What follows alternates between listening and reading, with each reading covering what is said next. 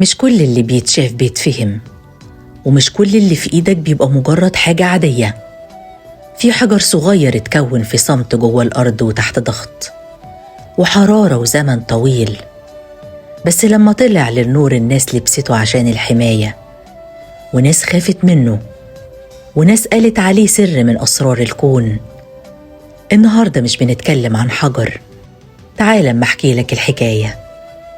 العقيق هو نوع من الأحجار الكريمة، بيتكون من طبقات من معادن وبيظهر بألوان مختلفة. كل طبقة فيه بتحكي جزء من رحلته جوه الأرض، اتكون من ملايين السنين من بقايا الحمم البركانية اللي بردت بهدوء، ورسمت جواه خطوط كأنها ذكريات متخزنة في حجر.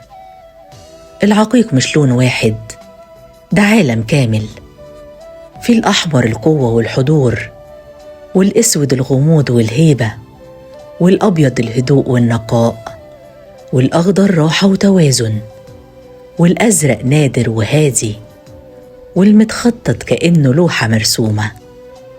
وكل لون مش صدفة، ده نتيجة معادن دخلت في تكوينه على مدار